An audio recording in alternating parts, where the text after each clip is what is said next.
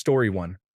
All right, but apart from the sanitation, medicine, education, wine, public order, irrigation, roads, the fresh water system, and public health, what have the Romans ever done for us? Story 2. Listen. Strange women lying in ponds distributing swords is no basis for a system of government. Supreme executive power derives from a mandate from the masses, not from some farcical aquatic ceremony. Story 3. I am dishonest, and a dishonest man you can always trust to be dishonest. Honestly, it is the honest ones you want to watch out for, because you can never predict when they are going to do something incredibly stupid. Story 4.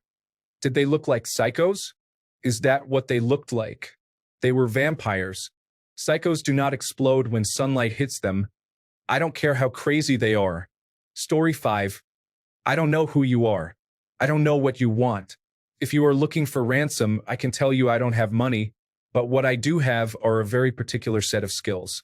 Skills I have acquired over a very long career.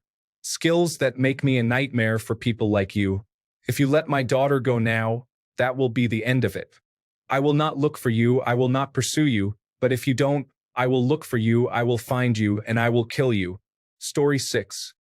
What you have just said is one of the most insanely idiotic things I have ever heard. At no point in your rambling, incoherent response were you even close to anything that could be considered a rational thought. Everyone in this room is now dumber for having listened to it. I award you no points, and may God have mercy on your soul. Story 7.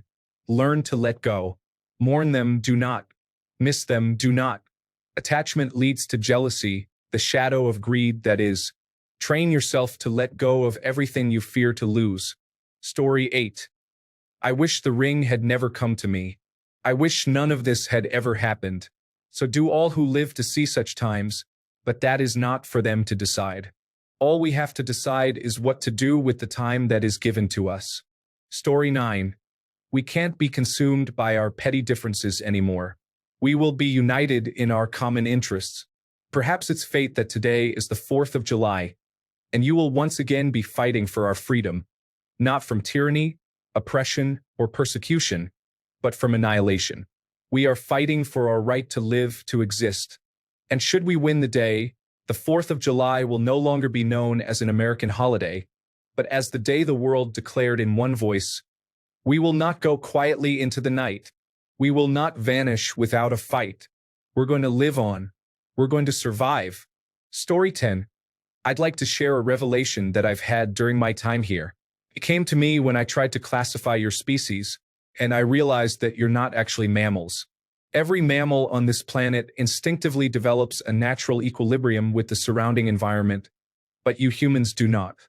You move to an area, and you multiply and multiply until every natural resource is consumed, and the only way you can survive is to spread to another area. There is another organism on this planet that follows the same pattern. Do you know what it is? A virus. Human beings are a disease, a cancer of this planet. You're a plague, and we are the cure. Story 11. Commander of the armies of the North, general of the Felix legions, and loyal servant to the true emperor Marcus Aurelius. Father to a murdered son, husband to a murdered wife. And I will have my vengeance in this life or the next. Story 12. This, if there's one thing the history of evolution has taught us, is that life will not be contained. Life breaks free, it expands to new territories, and it crashes through barriers. Painfully, maybe even dangerously, but there it is. Story 13. Are we being too literal? No, you fool, we're following orders.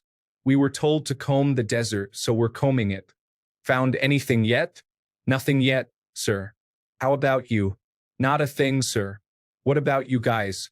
We haven't found anything. Story 14.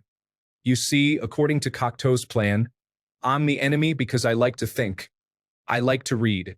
I'm into freedom of speech and freedom of choice. I'm the kind of guy who likes to sit in a greasy spoon and wonder, gee, should I have the T-bone steak or the jumbo rack of barbecued ribs with the side order of gravy fries? I want high cholesterol. I want to eat bacon and butter and buckets of cheese. Okay? I want to smoke a Cuban cigar the size of Cincinnati in the non-smoking section.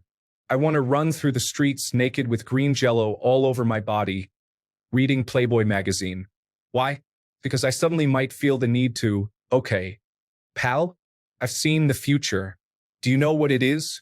It's a 47-year-old virgin sitting around in his beige pajamas, drinking a banana broccoli shake, singing, I'm an Oscar Mayer wiener. Story 15. My knee-jerk reaction to this post. You don't even look good while you're singing. The worst thing I've ever heard. This is $1,200 a week for voice lessons, and this is what I get. Story 16. This guy goes to a psychiatrist and says, Doctor, my brother's crazy. He thinks he's a chicken. And the doctor says, well, why don't you turn him in? And the guy says, I would, but I need the eggs. I guess that's pretty much how I feel about relationships. You know, they're totally irrational and crazy and absurd. But I guess we keep going through it because most of us need the eggs. Story 17. Do you like poetry? I like to write poetry. This is some of mine. Roses are red, violets are blue. I'm going to break your face. There once was a man from Nantucket. I'm going to break your face. Forgot the movie. Plus, when you absolutely, positively have to kill every person in the room except no substitutes. Story 18. We had 2 bags of grass, 75 pellets of mescaline, 5 sheets of high-powered blotter acid, a salt shaker half full of cocaine, and a whole galaxy of multicolored uppers, downers, screamers, and laughers. We also had a quart of tequila, a quart of rum, a case of Budweiser, a pint of raw ether, and 24 amyl nitrates. Not that we needed all that for the trip, but once you get locked into a serious drug collection, the tendency is to push it as far as you can. Story 19. But look, the week before I met you, I nailed 2 crooked real estate agents and a guy who was beating his kids to death. So, if some Houdini wants to snatch a couple of swirls of paint that are really only important to some very silly rich people, I don't really give a damn. Story 20. What we do in life echoes in eternity. I wish it had not happened in my time. So do I, and all who live to see such times. But that is not for them to decide. All we have to do is decide what to do with the time that is given to us. Death is not the end. It is just another path. One we all must take. Story 21. Happiness can be found, even in the darkest of times, if one only remembers to turn on the light. No, the journey does not end here. Death is just another path, one that we all must take. Story 22. In many ways, the work of a critic is easy. We risk very little yet enjoy a position over those who offer up their work and their selves to our judgment. We thrive on negative criticism, which is fun to write and to read. But the bitter truth we critics must face is that in the grand scheme of things, the average piece of junk is probably more meaningful than our criticism designating it so. But there are times when a critic truly risks something, and that is in the discovery and defense of the new. The world is often unkind to new talent and new creations. The new needs friends. Not everyone can become a great artist, but a great artist can come from anywhere. Story 23. The scroll contains no secrets of swordsmanship. What it reveals is his highest ideal. In the first stage, man and sword become interchangeable. Here, even a blade of grass can be used as a lethal weapon. In the next stage, the sword resides not in the hand, but in the heart. Even without a weapon, the warrior can slay his enemy from 100 paces. But the ultimate ideal is when the sword disappears altogether. The warrior embraces all around him. The desire to kill is gone. Only peace remains. Story 24. Vanity is definitely my favorite sin. Kevin, it's so basic, self-love, the all-natural opiate. You know, it's not that you didn't care for Mary and Kevin. It's just that you were a little bit more involved with someone else. Yourself. Story 25. In the world I see, you were stalking elk through the damp canyon forests around the ruins of Rockefeller Center. You will wear leather clothes that will last you the rest of your life. You will climb the wrist-thick kudzu vines that wrap the Sears Tower. And when you look down, you will see tiny figures pounding corn, laying strips of venison on the empty carpool lane of some abandoned superhighway. Story 26. Life is like a box of chocolates. You never know what you are going to get. Funny? Funny how? Like a clown? I amuse you? Live free or die hard. Story 27. It's a toss-up between "it's so sharp I can circumcise a gnat" and "here's a quarter. Go to a pet store in town and pay to have a rat chew that mole off your face." Same movie. Quotes might not be exactly right, but they're close. Absolute gut busters to this day. Story 28. We were somewhere around Barstow on the edge of the desert when the drugs began to take hold. Would you just stand there and nod while I'm speaking to you because people are looking to me for reassurance, and I have no idea what is going on? Story 29. I have three. My name is Inigo Montoya. You killed my father.